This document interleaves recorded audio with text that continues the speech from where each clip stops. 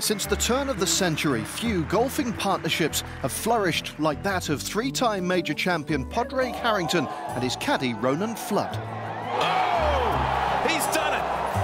A highly successful team born out of a long-standing friendship. I've known him most of my life because he was in school with my older brother, who both of them are nearly 5 years older than me. And then grew up in the same golf club, so over the years would have played with him as when I was just a little kid. Since then, we have a number of connections. We're now married to sisters. And then I'd caddied for him briefly for a few weeks in '98 when he was changing from his original caddy, Johnny Riley, between Johnny Riley and Dave McNeely. So I just filled in for a few weeks so that everybody would know he was looking for a caddy. Having performed his stopgap duties successfully, Flood jumped at the chance to carry Padraig's bag full-time 14 years ago. Honestly, when I started in '04, I was coming out to do, 3-4 weeks maybe, depending on who came in looking for the job and stuff like that. And it ended up kind of going for the summer and then getting through the end of '04. And at the end of '04, he said it was up to me if I wanted to stay or not. So the choice was keep putting the suit on and go back into the bank, or stick it and stay. Well, I'm not wearing shorts today, but put a pair of shorts and t-shirt on and go out and see the best courses in the world. So it wasn't much of a choice. When I started caddying for Padraig, he was already a top player in the world. I think he was top 10 or so in the world. So it was, at the end he had won. We won our first tournament together, the German Masters, which would have been the week before the Ryder Cup in '04, and then played the Ryder Cup. And so he had played well before me, had won a tournament with me, so he said to me it was up to me to stay. It was an easy enough decision and I wasn't too stressed about it because we'd obviously had some success. We'd had good and bad weeks in the few months I had done, so I kind of knew what the ups and downs were like. Fast forward 3 years to the Open at Carnoustie, where Harrington found himself locked in a final round battle with the unpredictable Andres Romero and 54-hole leader Sergio Garcia. Romero was the one who, I suppose, was the unknown quantity and was like, you'd see him on one hole and he had made another couple of birdies, and then the next hole you see a leaderboard, he's dropped a shot or two. So like he was yo-yoing back and forth.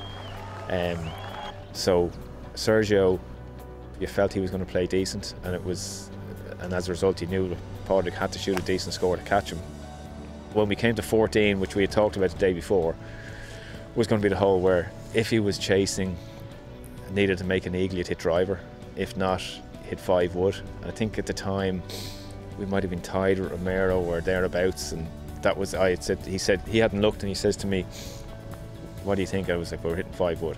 That was the first time he kind of said, okay, so we're right there. He turned up on the Sunday and played for 17 holes, probably as good as I'd ever seen him play at that stage. I think I actually said to him on the 18, I said, like, whatever happens, that's as good as I've ever seen you play in years. I mean, he was 6 under standing on the 18T, which was phenomenal golf in this golf course. Flying high on adrenaline, Harrington came crashing back down to earth on the 18th hole, twice finding the water and testing Flood's ability as a caddie to its limit. He was fine after the tee shot. He wasn't stressed really. It was just, it was a bad tee shot. You get on with it. Unlucky, another day it doesn't go in the water, or that was fine. We went down, we took our time, got the yardage, dropped it, and then he hit, he caught it slightly heavy, and as he said himself, he ended up dropping it in a poor place, which was into the grain. So catching it slightly heavy accentuated the bad shot. We weren't sure when he hit it where it was, in the sense of it was heading for the out of bounds. So we got word after about 5 yards from the ref that it was in the burn. And he was just quiet. I was just kept talking to him about things we'd done before, which was just all cliches, telling him it's not over, you just got to get back into it. And he said nothing for about 150 yards. I just kept talking to him, and eventually, by the time we got down for him to take the drop, he was right back into it. Whatever Flood said, it had the desired effect. Harrington produced a stunning up and down to make it into a 4-hole playoff with Sergio Garcia. The rest is history. I wasn't surprised because I've seen him do things like that before. The hardest part for him was the 150 yards from when he hit the 3rd shot in the water to taking the drop.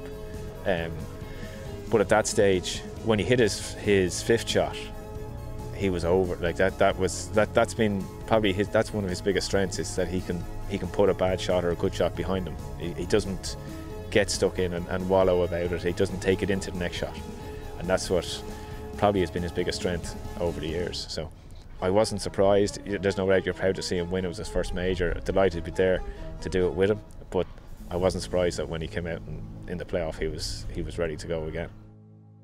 We've been friends for years, so whether I was carrying the bag or not, I'd have been delighted and proud of your friend, but to get to walk around and do it with him was brilliant. The winner of the gold medal and the champion golfer of the year is Padraig Harrington.